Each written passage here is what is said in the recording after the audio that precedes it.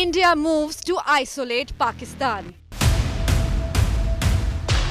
India may take up $7 billion International Monetary Fund aid to Pakistan. India may approach terror fund watchdog. India to seek Pakistan re-entry on grey list. India's big strike on Pakistan terror funds. What is India then planning? What kind of a financial strike on Pakistan eventually to throttle the country, to block the funds, to ensure that it is unable to continue to sponsor terror? That's our top focus story this evening. A very good evening. You're watching India Today. This is 5 Live. I'm Sneha Mordani. As always, the headlines first. Andhra governments, we are with you. Message to Prime Minister Modi after Pahalgam. Andhra Pradesh Chief Minister Naidu pledges support to the Prime Minister, says he saw the pain in the Prime Minister's eyes.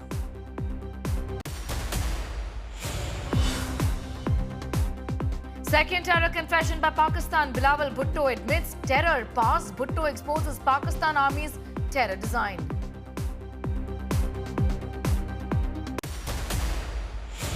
India's big air power flex amid tussle with Pakistan. Rafale, Sukhoi, MiG-29, Jaguar bypass emergency landing strip at Uttar Pradesh's Shahjahanpur.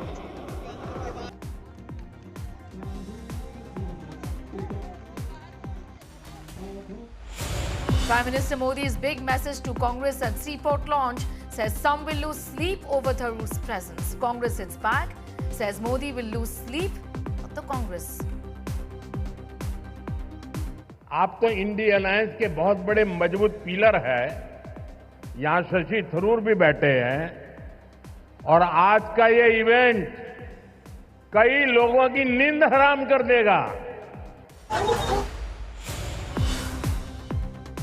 Chilling Mangaluru murder sends shockwaves. Rowdy sheeter and ex-Bajrang Dal member hacked to death. Slain Shetty accused in 2022. Fazal murder matter. Murky murder web. Alleged revenge killings.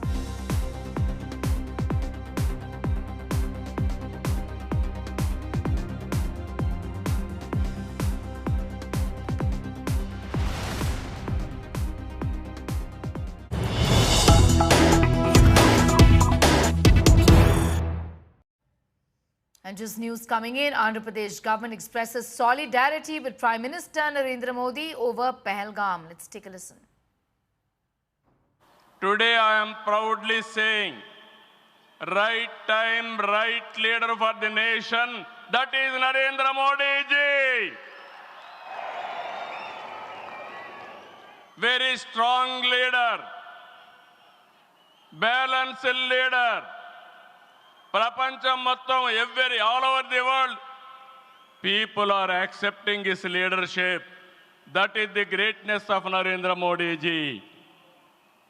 Yesterday, cabinet, you have taken one more revolutionary decision, that is caste census.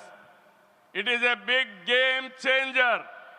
I am confident you wanted to help the poorest of the poor. And also you want to bridge the gap between haves and have-nots.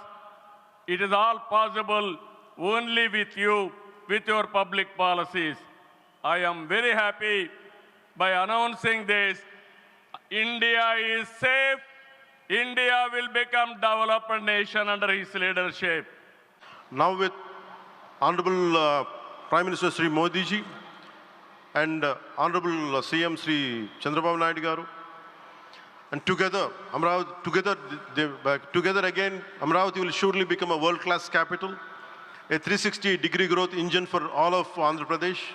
Our youth will no longer have to leave for Bangalore, Chennai or Hyderabad. Soon Andhra Pradesh will create jobs for our people and attract talent from across the nation and the world. The Pahalgam terrorist attack has been one of the darkest days for the entire country. Even the blood was spilled in Kashmir. The blood spilled in Kashmir. It created tremors in the entire nation.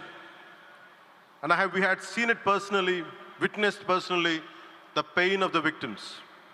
For the Honorable PM Modi ji, he is leading the country through these tough times, and He assured all the citizens with stern action against the perpetrators of terrorism. I know this is very sensitive time, and Modi ji is carrying the nation's burden. ఉగ్రవాదుల దాడిలో చనిపోయిన వారి కుటుంబానికి దేశం మొత్తం అండగా నిలబడుతుంది. పాకిస్తాన్ గీత దాటింది, అమాయకుల్ని చంపింది, చాలా పెద్ద తప్పు చేసింది. ఒక్క పాకిస్తాన్ కాదు, 100 పాకిస్తాన్లు వచ్చినా భారతదేశ నేలపై మొలిచిన గడ్డి కూడా పీకలేరు. 100 పాకిస్తాన్లకు సమాధానం చెప్పే ఒక్క మిసైల్ మన దగ్గర ఉంది. ఆ మిసైల్ ఏంటో తెలుసా? నమో గౌరవ ప్రధానమంత్రి నరేంద్ర మోడీ గారు. సింహం ముందల ఆటలు ఆడకూడదు, ఆడితే ఏమవుతుంది? మన సింహం నమో కొట్టే దెబ్బకి వరల్డ్ మ్యాప్లోనే పాకిస్తాన్ అని మిస్సింగ్ రావటం ఖాయం. ఈరోజు పాకిస్తాన్ ఆర్మీలో పనిచేసేవారు కొంతమంది రాజీనామా చేశారు, కొంతమంది సెలవులు పెట్టిపోయారు. దట్ ఈస్ మన నమో. నమో కొట్టే దెబ్బకి పాకిస్తాన్ దిమ్మ తిరుగుతాం ఖాయం. ఈరోజు నేను గర్వంగా చెప్పగలుగుతున్నా, ఎంటైర్ నేషన్ స్టాండ్స్ విత్ మన నమో.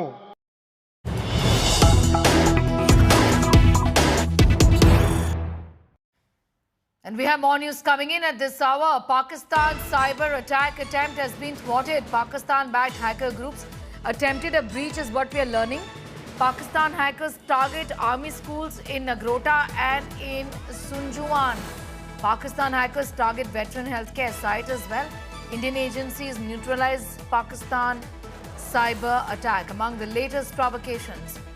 The websites of Army Public School Nagrota and Sunjuan were targeted and attempted to be defaced with messages mocking the victims of the recent Pahalgam terror attack. In another incident, a website catering to ex-servicemen's healthcare services was defaced, signaling Pakistan's growing frustration. These hacking efforts were promptly identified and neutralized by cyber security agencies. I'm going straight across to Sunil G. Bhatt, getting in more details on that. Sunil, not the first time that this has been done. A few days ago, there were attempts again by Pakistan cyber hackers to hack, in fact, websites of army schools. And this is a second attempt, isn't it? But this one that has been thwarted. Yes, they have Pakistan-sponsored hackers, are resorting to hacking, and they are trying to deface the websites of army schools here in Jammu and Kashmir, and the websites, that belong to the veterans. It has been taken note of by the authorities, and they have acted swiftly and promptly. And all these attempts by the Pakistani-sponsored hackers have been successfully foiled. But it shows that Pakistan is rattled now, and it's resorting to all kinds of means to create disturbances in India. But our security agencies are alert, and they are foiling the nefarious designs of Pakistan and Pakistani-sponsored agencies. That's right. Pakistan hackers trying to breach Indian websites in a wave of cyber attacks. It's not one, but a series of cyber attack attempts that have been thwarted, Sunil, is what we are learning. And this, of course, has intensified over the last few days or so, given the developments in Jammu and Kashmir's Pahalgam, isn't it? Absolutely, Sneha. You are right that after the horrific Pahalgam terror attack, India took a slew of measures against Pakistan, and many measures were taken. Non-military options were explored, and we blocked many, Twitter handles, social media handles of Pakistani agencies because they were resorting to disinformation campaign, and they used to spread fake news about Jammu and Kashmir. Pakistan is rattled, and India has given a befitting reply to Pakistan, and now Pakistan is using dirty means to target Indian websites, important websites that belong to army schools, that belong to veterans. But our agencies, as I said, that our agencies are on alert, and that is why this malicious attempt of Pakistani agencies has been. All right, listening to Prime Minister Narendra Modi is speaking right now.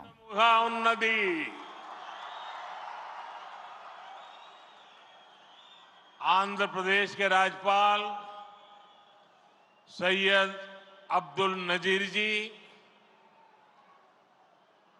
मुख्यमंत्री मेरे मित्र श्री चंद्रबाबू नायडू जी, केंद्रीय cabinet के मेरे सहयोगी मंत्रीगण,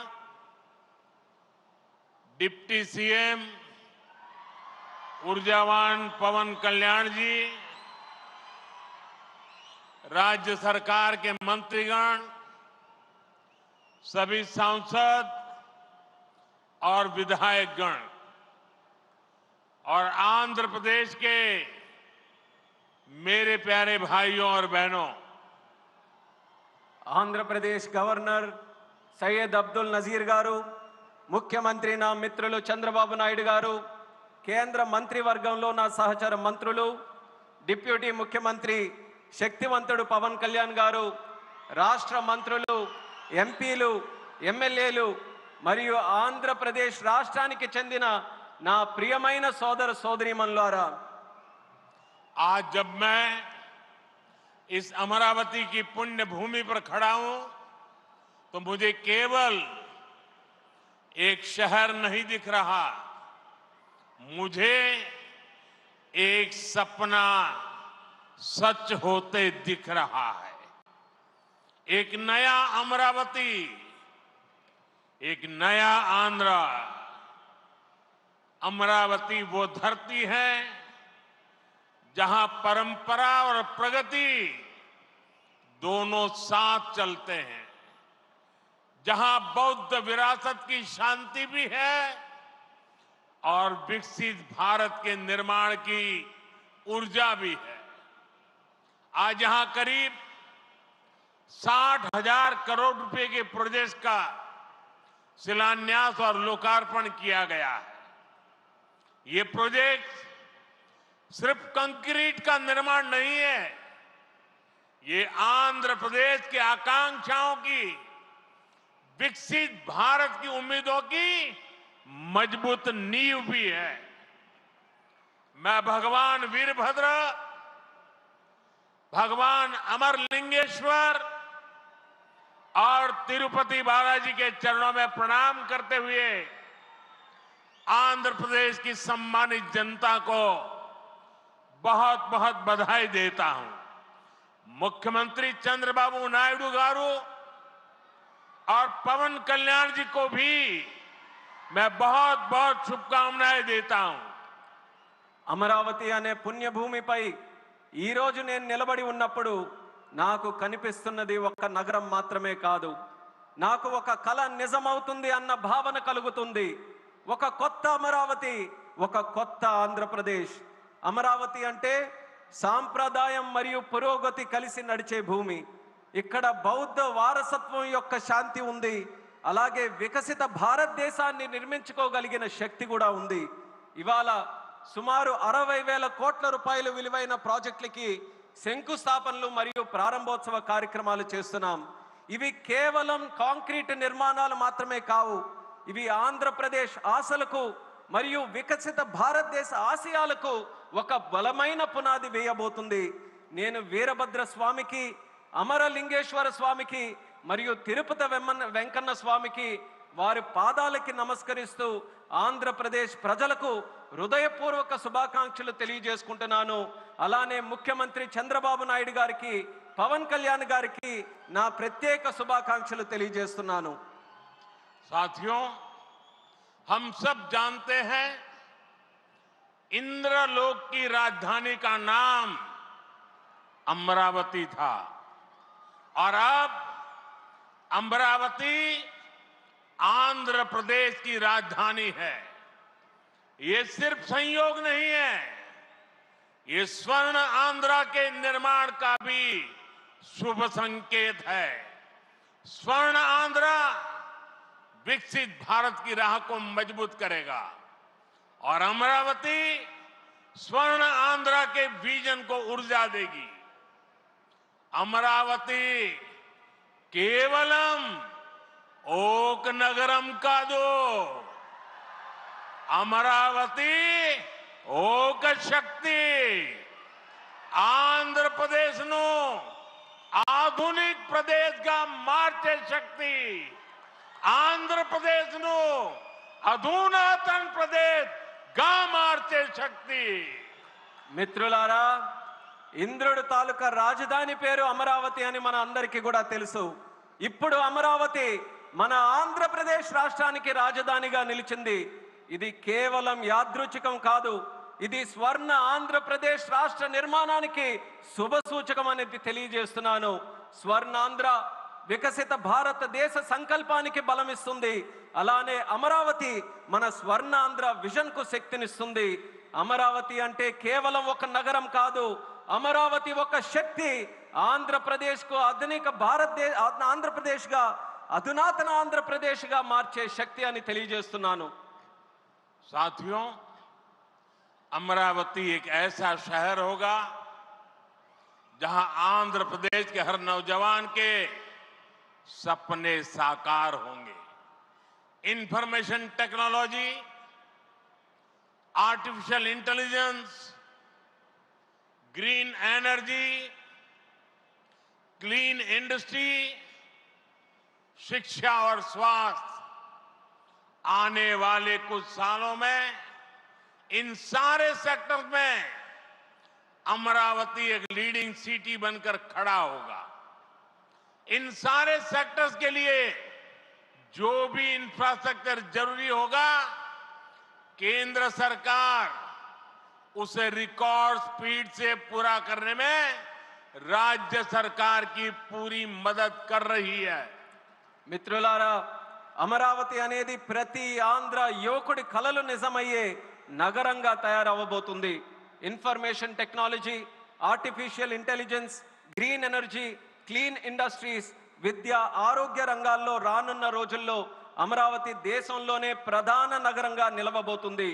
ఈ రంగాల కోసం అవసరమైన మౌలిక వసతులు నిర్మించడానికి కేంద్ర ప్రభుత్వం రికార్డు స్పీడ్తో పనులు పూర్తి చేయడానికి రాష్ట్ర ప్రభుత్వానికి సంపూర్ణ సహకారం అందించబోతుందని తెలియజేస్తున్నాను.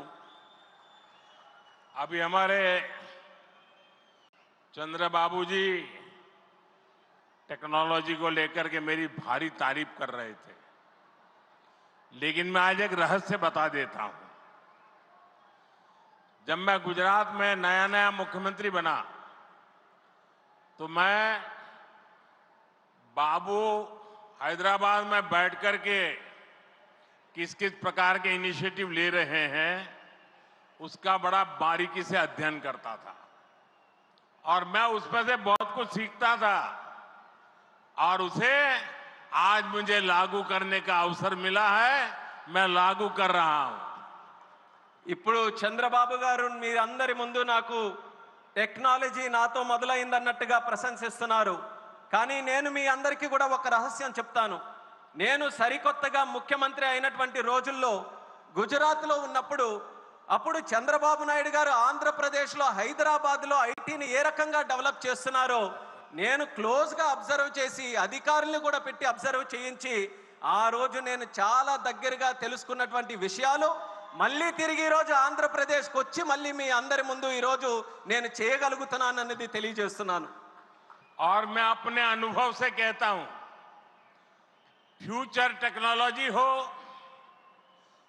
बहुत बड़े स्केल पर काम करना हो और जल्दी से इसे जमीन पर उतारना हो तो वो काम चंद्रबाबू उत्तम से उत्तम तरीके से कर सकते हैं.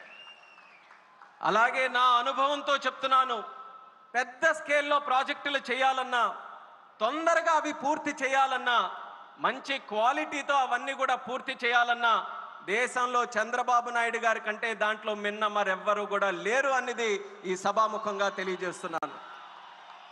साथियों, 2015 में मुझे प्रजा राजधानी का शिलान्यास करने का अवसर मिला था. बीते सालों में केंद्र सरकार ने हर प्रकार से अमरावती के लिए मदद दी है. यहां बेसिक इंफ्रास्ट्रक्चर के निर्माण के लिए सभी कदम उठाए गए हैं.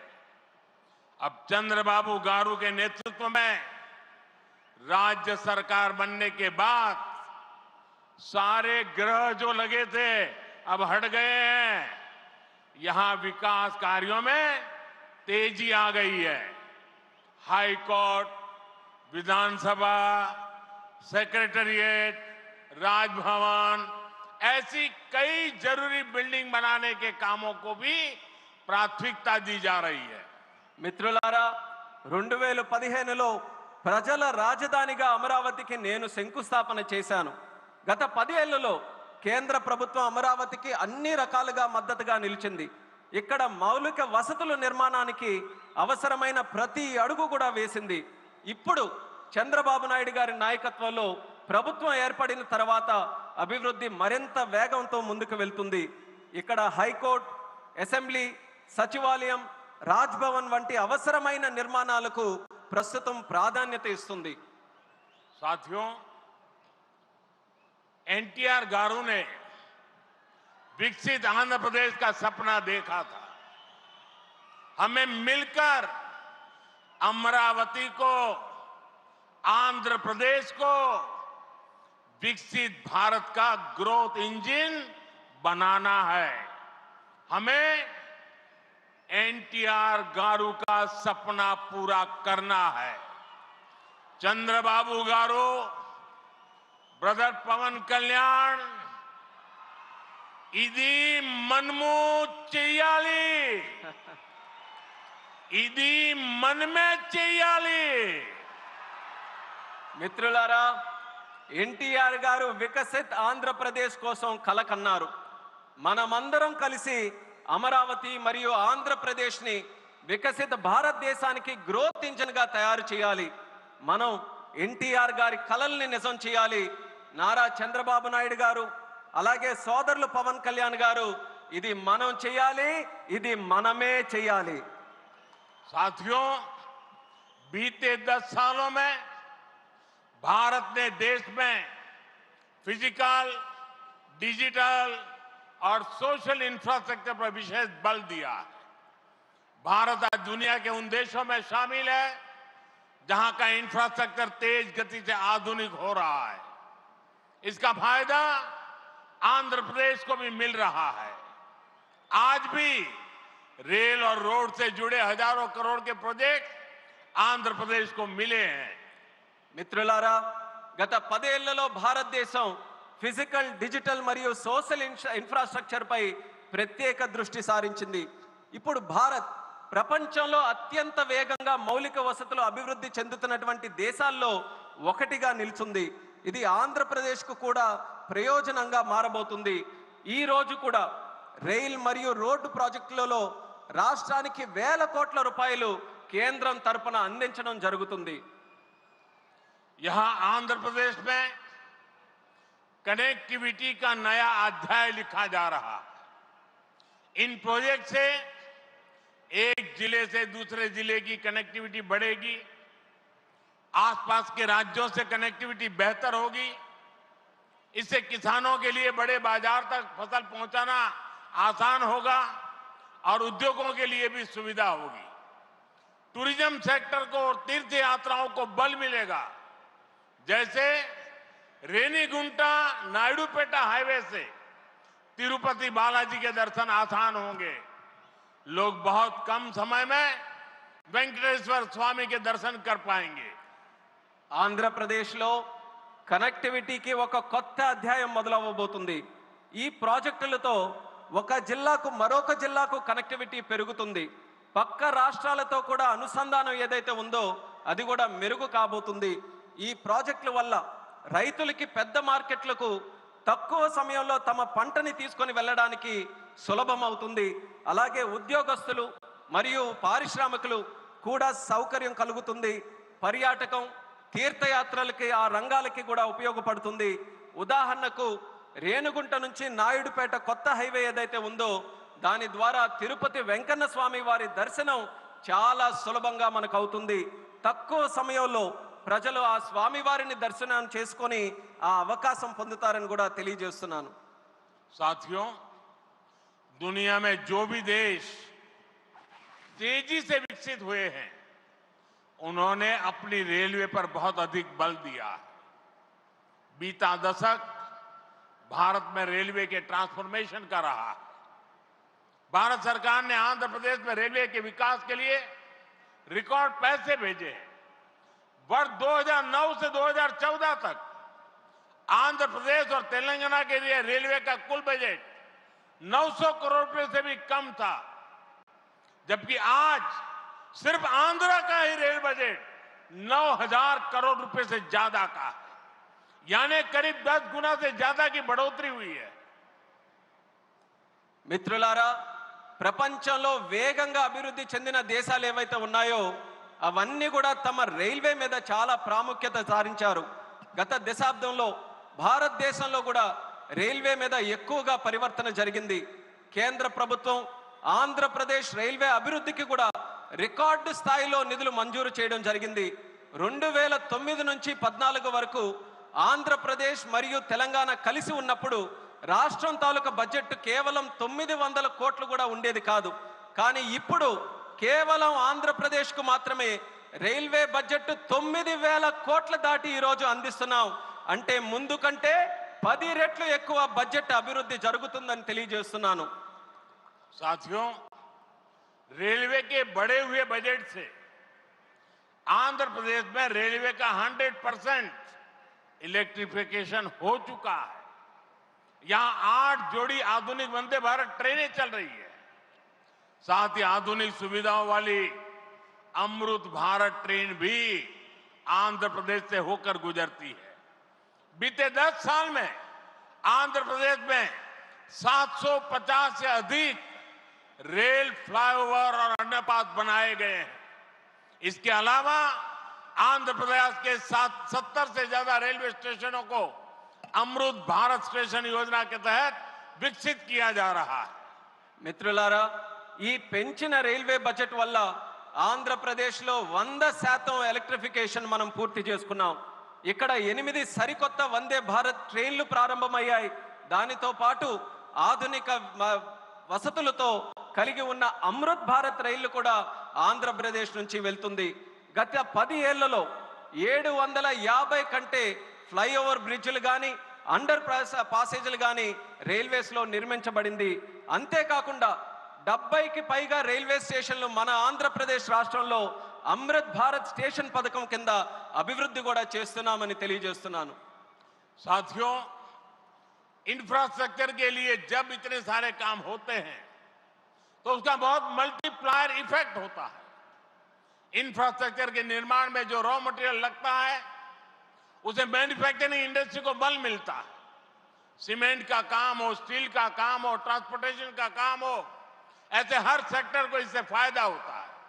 इंफ्रास्ट्रक्चर विकास का सीधा लाभ हमारे नौजवानों को होता है, उन्हें ज्यादा रोजगार मिलते हैं। आंध्र प्रदेश के भी हजारों युवाओं को इन इंफ्रा प्रोजेक्ट से रोजगार के नए मौके मिल रहे हैं। మిత్రులారా, ఇంత భారీ స్థాయిలో మౌలిక వసతులు అభివృద్ధి జరగడం వల్ల ఆర్థిక వ్యవస్థలో మల్టీప్లయర్ ఎఫెక్ట్ ఏర్పడుతుంది. నిర్మాణ రంగంలో కావలసిన రా మెటీరియల్స్ సిమెంట్ అయినా, స్టీల్ అయినా, రవాణా వంటి రంగాలకు గణనీయమైన డిమాండ్ ఏర్పడుతుంది. దీనివల్ల తయారీ పరిశ్రమలకు బలం ఏర్పడుతుంది. ఈ పరిశ్రమల ద్వారా మన యువతకు నేరుగా ఉద్యోగ అవకాశాలు పెరుగుతాయి. ఆంధ్రప్రదేశ్లో వేలాది మంది యువకులకు ఈ ప్రాజెక్టుల వల్ల సరికొత్త ఉపాధి అవకాశాలు కూడా లభిస్తాయని తెలియజేస్తున్నాను. साथियों, मैंने लाल किले से कहा था कि विकसित भारत का निर्माण गरीब, किसान, नौजवान और नारी शक्ति इन 4 पिलर्स पर होगा। एनडीए सरकार की नीति के केंद्र में 4 पिलर सबसे अहम है। हम विशेषकर किसानों के हितों को बड़ी प्राथमिकता देते हुए काम कर रहे हैं। किसानों की जेब पर बोझ ना पड़े और इसलिए बीते 10 सालों में केंद्र सरकार ने सस्ती खाद देने के लिए करीब 12 लाख करोड़ रुपए खर्च किए। हजारों नए और आधुनिक बीज भी किसानों को दिए। पीएम फसल बीमा स्कीम के तहत आंध्र प्रदेश के किसानों को अब तक 5,500 करोड़ रुपए का क्लेम मिल चुका है। पीएम किसान सम्मान निधि के तहत भी आंध्र के लाखों किसानों के खाते में 17,500 करोड़ रुपए से ज्यादा पहुंचे हैं। మిత్రులారా, నేను ఎర్రకోట నుంచి స్పష్టంగా చెప్పాను, వికసిత్ భారత్ నిర్మాణం కావాలంటే పేదవాడు, రైతు, యువకుడు, మహిళా శక్తి ఈ 4 స్తంభాలపై ఆధారపడి ఉంటుంది. ఎన్డీఏ ప్రభుత్వ విధానాల్లో కూడా ఈ 4 స్తంభాలు కేంద్ర బిందువుగా పెట్టుకొని పనిచేస్తున్నాం. రైతు ప్రయోజనాలు అత్యంత ప్రాధాన్యత తీసుకుంటూ మేమందరం కూడా కేంద్రంలో పనిచేస్తున్నాం. రైతు జేబులకి భారం పడకుండా ఆ ఉద్దేశంతో గత 10 ఏళ్లలో ఎరువుల కోసం ఏకంగా 12 లక్షల కోట్ల రూపాయలు ఖర్చు కేంద్ర ప్రభుత్వం చేసింది. 1000కి పైగా సరికొత్త మరియు ఆధునిక విత్తనాలు కూడా రైతులకి అందించబడ్డాయి. పిఎం పంట బీమా యోజన కింద ఆంధ్రప్రదేశ్ రైతులకు ఇప్పటి వరకు 5,500 కోట్లు నష్టపరిహారం కూడా చెల్లించాం. పిఎం కిసాన్ సమ్మాన్ నిధి ద్వారా లక్షలాది మంది ఆంధ్రప్రదేశ్ రైతుల ఖాతాల్లో 17,500 కోట్ల వరకు వాళ్ళందరికీ కూడా నిధులు జమ చేశామన్నది గర్వంగా తెలియజేస్తున్నాను. साथियों, आज पूरे देश में सिंचाई के प्रोजेक्ट्स का जाल बिछाया जा रहा है। रिवर लिंकिंग का काम भी, उसका अभियान भी शुरू किया गया है। हमारा लक्ष्य है कि हर खेत को पानी मिले, किसानों को पानी की दिक्कत ना हो। यहां नई सरकार बनने के बाद पोलवरम प्रोजेक्ट में भी नई गति आई है। आंध्र प्रदेश के लाखों करोड़ों लोगों का इस प्रोजेक्ट से जीवन बदलने वाला है। पोलवरम प्रोजेक्ट तेजी से पूरा हो, इसके लिए केंद्र के एनडीए सरकार से राज्य सरकार को पूरी मदद दी जा रही है. మిత్రులారా, దేశవ్యాప్తంగా ఇరిగేషన్ ప్రాజెక్టులు నిర్మిస్తున్నాం. అలాగే నదుల అనుసంధాన కార్యక్రమం కూడా మేము ప్రారంభించాం.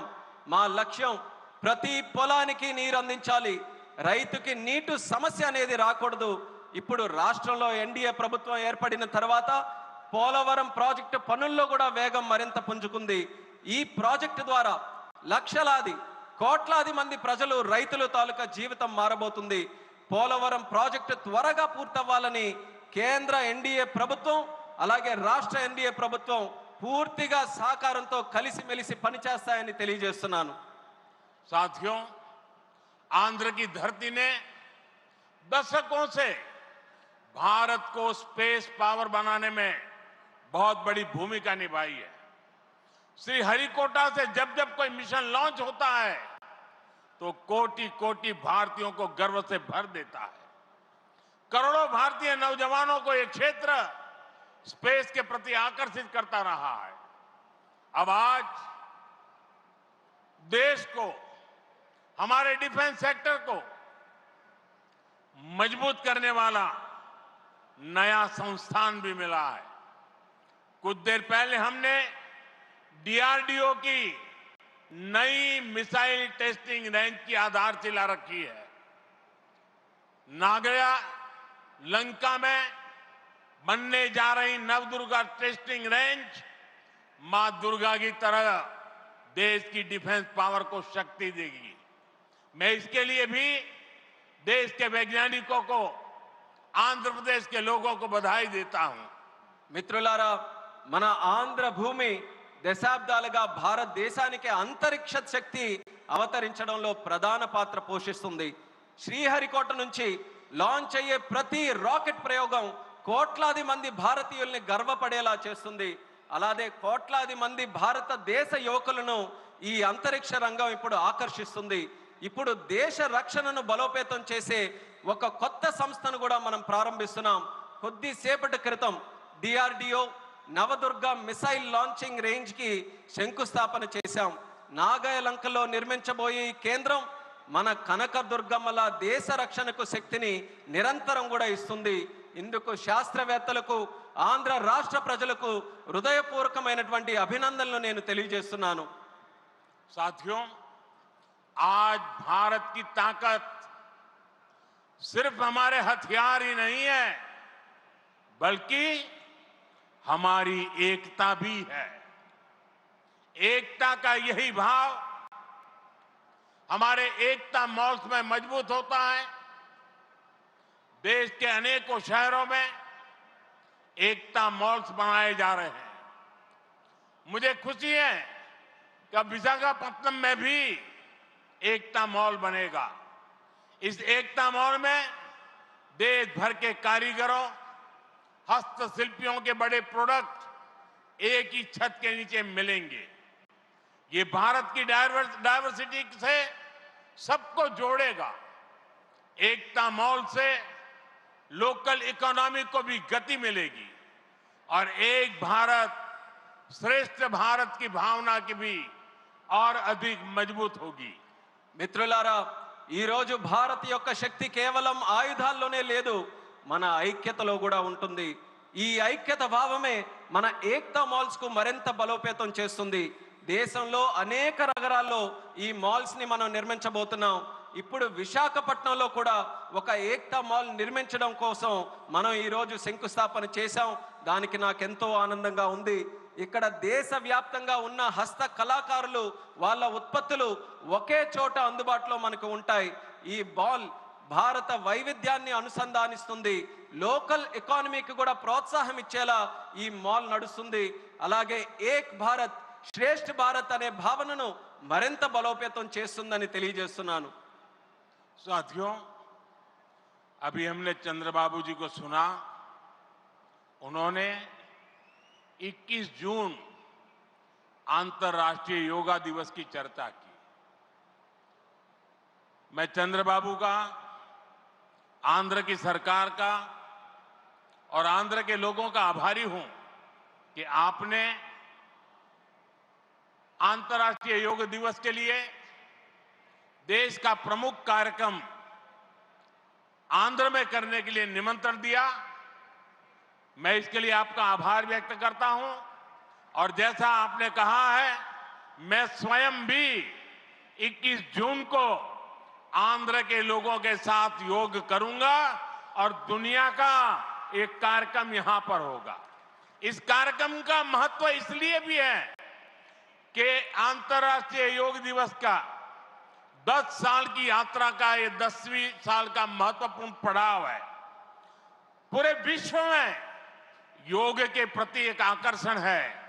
इस बार पूरी दुनिया 21 जून को आंध्र की तरफ देखेगी और मैं चाहूंगा कि आने वाले 50 दिन पूरे आंध्र में योग को लेकर के एक जबरदस्त वातावरण बने, स्पर्धाएं हो और वर्ल्ड रिकॉर्ड करने का काम आंध्र प्रदेश करके पूरी दुनिया को चकित कर दे. और मैं मानता हूं चंद्रबाबू जी के नेतृत्व में ये होके रहेगा. మిత్రులారా, ఇప్పుడే మనం చంద్రబాబు నాయుడు గారిని విన్నాం. అంతర్రాష్ట్రీయ యోగా దినం జూన్ 21న మనం చేసుకోబోతున్నాం. దానికి చంద్రబాబు నాయుడు గారికి, ఏపీ గవర్నమెంట్కి, అలాగే రాష్ట్ర ప్రజలకి అందరికీ కూడా నేను ధన్యవాదాలు తెలియజేసుకుంటున్నాను నన్ను ఆ రోజు ఇక్కడ ఆహ్వానించినందుకు. ఆ రోజు తాలూకా ప్రత్యేకత ఏంటంటే, మనం జూన్ 21 యోగా దినం, ప్రపంచ యోగా దినం ప్రకటించి 10 సంవత్సరాలు కాబోతుంది. ఆ రోజు కేవలం ఆంధ్రాలో యోగా ప్రచారం చేయడమే కాదు, ప్రపంచం మొత్తం ఉన్నటువంటి ప్రజలందరూ కూడా ఆంధ్రప్రదేశ్ రాష్ట్రం వైపు చూసేలా మనం అందరం కూడా చేయాలి. అది చేయాలనంటే ఈ ఉన్నటువంటి 50 రోజులు ఏదైతే ఉందో, ప్రతి ఊరిలో, ప్రతి గ్రామంలో, ప్రతి వీధిలో కూడా, ప్రతి ఇంటిలో కూడా యోగాని మరింత ప్రాముఖ్యత తీసుకొని వచ్చే విధంగా కార్యక్రమాలు చేస్తూ వరల్డ్ రికార్డు సాధించే విధంగా ఈ 50 రోజులు కూడా మనం అందరం వినియోగించుకోవాలి. నాకు నమ్మకం ఉంది, చంద్రబాబు నాయుడు గారి తాలూకా నాయకత్వంలో అది ఖచ్చితంగా మనం సాధించగలగం. అది మీరందరి తాలూకా సమక్షంలో విశాఖపట్నంలో ఏర్పాటు చేయబోయే యోగా కార్యక్రమంలో మీ అందరి ఆహ్వానం మేరకు నేను ఖచ్చితంగా వస్తాను. ఆ రోజు మనం అందరం కూడా కలిసి యోగా చేద్దాం. ఆ రోజు ప్రపంచం తాలూకా దృష్టి యోగా వైపు, అలాగే భారతదేశం వైపు కూడా మళ్ళిద్దామని ఈ సభాముఖంగా తెలియజేసుకుంటున్నాను. साथियों, आंध्र प्रदेश में ना तो सपने देखने वालों की कमी है और न ही सपनों को साकार करने वाले कम है. मैं विश्वास के साथ कह सकता हूं, आज आंध्र प्रदेश सही राह पर चल रहा है. आंध्र ने सही स्पीड पकड़ ली है. अब ग्रोथ की स्पीड को हमें लगातार तेज करते रहना है। और मैं कह सकता हूं, जैसा बाबू ने 3 साल में अमरावती के निर्माण का जो सपना देखा है, इसका मतलब ये 3 साल की सिर्फ अमरावती की गतिविधि आंध्र प्रदेश के जीडीपी को कहां से कहां पहुंचा देगी, ये मैं साफ देख रहा हूं। मैं आंध्र प्रदेश की जनता को, यहां जो मेरे सहयोगी बैठे हैं, सभी को फिर आश्वस्त करता हूं, आंध्र प्रदेश की प्रगति के लिए आप मुझे हमेशा अपने साथ कंधे से कंधा मिलाकर चलते हुए देखेंगे। एक बार फिर आप सभी को बहुत बहुत शुभकामनाएं। मी अंदरी आशीर्वाद मुतो ఈ కుటుంబీ ఆంధ్రప్రదేశ్ అభివృద్ధికి కట్టుబడి ఉన్నది। ధన్యవాద్। మిత్రులారా, ఆంధ్రప్రదేశ్లో కలలు కనే వాళ్ళ సంఖ్య తక్కువేమీ కాదు, అలానే ఆ కలలను నిజం చేసే వాళ్ళకి కూడా తక్కువేమీ కాదు। నేను నమ్మకంతో చెప్తున్నాను, ఇవాళ ఆంధ్రప్రదేశ్ ఒక సరైన మార్గంలో నడుస్తుంది, అలానే సరైన వేగంతో ముందుకు వెళ్తుంది। ఈ అభివృద్ధి వేగాన్ని మనం అందరం కొనసాగించాలి, అలానే పెంచుతూ ఉండాలి। ఇప్పుడే చంద్రబాబు నాయుడు గారు మాట్లాడుతూ చెప్పారు, 3 సంవత్సరాల్లో అమరావతి తాలూకా పనుల్ని పూర్తి చేస్తామని। నేను ఊహిస్తున్నాను, 3 సంవత్సరాల్లో అమరావతి పూర్తయిన తర్వాత ఆంధ్రప్రదేశ్ రాష్ట్రం తాలూకా జీడిపి ఏ స్థాయికి వెళ్తుందో ఒక్కసారి నేను ఊహించగలను। అది ఆంధ్రప్రదేశ్ రాష్ట్రం తాలూకా చరిత్రను మార్చబోతుందని తెలియజేస్తున్నాను। అందుకని ఆంధ్రప్రదేశ్ రాష్ట్ర ప్రజలకు, ఇక్కడ కూర్చున్న నా సహచరులకు నేను నమ్మకం కల్పిస్తున్నా, ఆంధ్రప్రదేశ్ రాష్ట్ర అభివృద్ధిలో మీ భుజంతో పాటు నా భుజం కూడా కలిపి పనిచేస్తానని నమ్మకంతో ఈ సందర్భంగా తెలియజేస్తున్నాను। మీ అందరికీ మరొక్కసారి నా హృదయపూర్వక శుభాకాంక్షలు తెలియజేస్తున్నాను। మీ అందరి ఆశీర్వాదంతో ఈ కూటమి ఆంధ్రప్రదేశ్ అభివృద్ధికి ఎల్లప్పుడూ కూడా కట్టుబడి ఉంటుంది। మీ అందరికీ కూడా నా ధన్యవాదాలు। భారత్ మాతా की జై, भारत माता की జై, भारत माता की జై। वंदे మాతరం, वंदे మాతరం, वंदे మాతరం, वंदे మాతరం, वंदे మాతరం, वंदे మాతరం, वंदे మాతరం, वंदे మాతరం।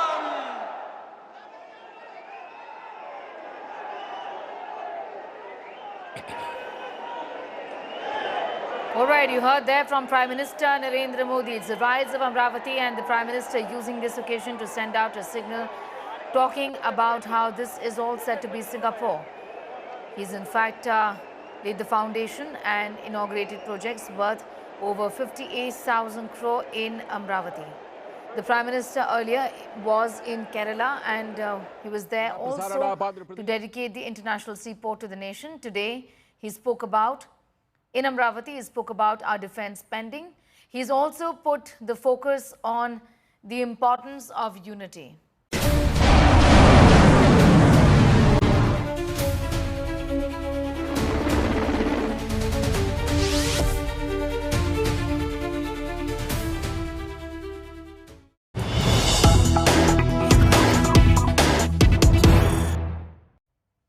And more news coming in. India's third digital strike on Pakistan artists, social media crackdown on Pakistan singers and cricketers Atif Aslam, Babas Azam and Shaheen Afridi. Mohammad Rizwan's Instagram account have been blocked in India.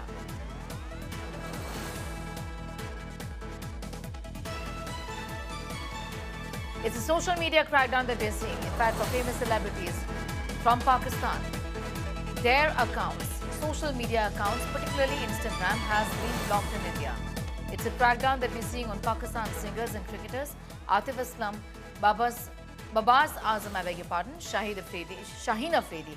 Mohammad Rizwan's Instagram account stands blocked as a part of India's digital strike.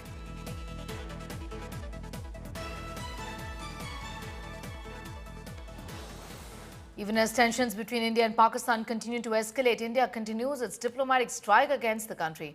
Sources say India may approach terror funding watchdog FATF against Pakistan.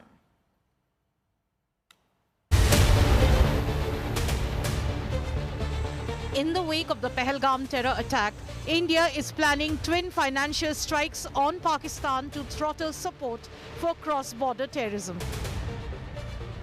Sources say that India is likely to actively pursue getting Pakistan back onto the Financial Action Task Force or the FATF grey list. India is also expected to raise concerns over the International Monetary Fund's $7 billion aid package to Pakistan, alleging misuse of funds for terror-related activities. The deal for the 3-year aid package was finalized in July 2024. Pakistan was put on the grey list of the Global Money Laundering and Terror Financing Watchdog in June 2018. Pakistan was removed from the list in October 2022 after it committed to curb terror funding. Because of being put on the FATF grey list, Pakistan suffered losses amounting to $38 billion between 2018 and 2022. If reinstated, the FATF grey list status will increase scrutiny on Pakistan's financial dealings, potentially restricting foreign investments and capital inflows into the country. There will also be strict scrutiny of finances in Pakistan. The move may even downgrade credit ratings of the country. And lastly, imports and exports of the country may become costlier. India is likely to engage with key FATF member states in the coming weeks to garner support for its move ahead of the next plenary session. Apart from downgrading diplomatic relations with Pakistan, India has suspended the Indus Waters Treaty, closed the integrated checkpost at the Atari Wagah border, cancelled visa services for Pakistani nationals, and closed its airspace to Pakistani flights. The centre has also banned 16 Pakistani YouTube channels and blocked the Instagram accounts of Pakistani stars. After the Pahalgam attack, multiple global voices have come India's way, and global partners are acknowledging that Pakistan has been involved in terror attack in Pahalgam. India will be formally going and pushing Pakistan to the grey list with the help of the global partners of FATF. This is Shivani Sharma with camera person Abhishek Singh for India Today.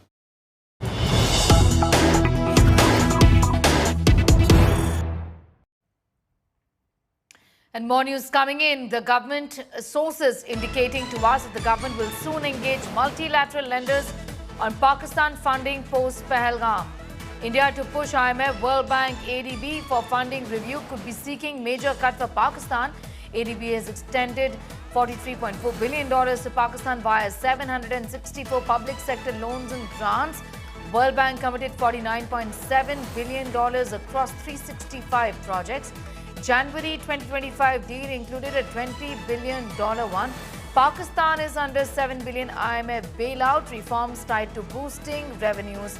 Karishma is getting in more details. Karishma, this was very much on the table as far as India's options against Pakistan to build pressure is concerned. The idea is to isolate them, to throttle them financially, and that's what is being planned. What more can you tell us?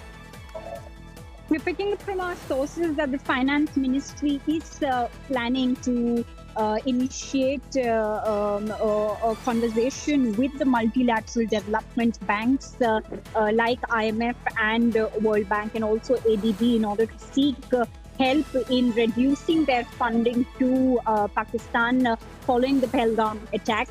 We know currently Pakistan is under deep fiscal stress and it's living on a bailout package by IMF of close to $7 billion, and World Bank has also committed close to about, say, $45 billion. ADB has also extended about $45 billion to it. Well, this move, strategically seeing, actually isn't vested in the hands of the multilateral institutions like World Bank and IMF on how they see this situation, because the multilateral financial institutions have their own strategy and way of chalking out individual parts on why do they extend loans to a particular country based on the economic crisis they are in or the falling GDP. But India's push definitely gives a strong signal that India is stating in broader terms on a global platform that it may go to any extent in order to show its integrity, its unity within the country, especially when there is terrorism that is inflicting upon their diplomatic ties. Well, absolutely. I'm going to leave it at that for the moment. Karishma getting us up to speed with that, telling us about how India now further intends to build pressure on Pakistan. All right, let's tell you a little about what else India is planning to do. Well, Pakistan's FATF grey list history, that's what we're telling you about. Well, take a look at India now wanting to push back Pakistan and intends essentially to get Pakistan back on the FATF grey list. What's the history first? In the year 2008, it was first placed on the FATF grey list. The reason was failure to meet anti-money laundering and counter-terrorist financing standards. Now, between 2012 to 2015, relisted for non-compliance. The reason then was progress in anti-money laundering and counter-terror financing standards. Between 2018 to 2022, placed back on the grey list. The reason was failure, in fact, to curb terror financing linked to UN-designated terrorist organizations. In the year 2022, removed from the grey list, and the reason for this was committed to curbing terror funding. That was the reason why. So if it does go back to the grey list, it would mean serious amount of trouble for Pakistan as far as funding from international agencies is also concerned, and that's the reason why India intends, in fact, to make an effort in that direction.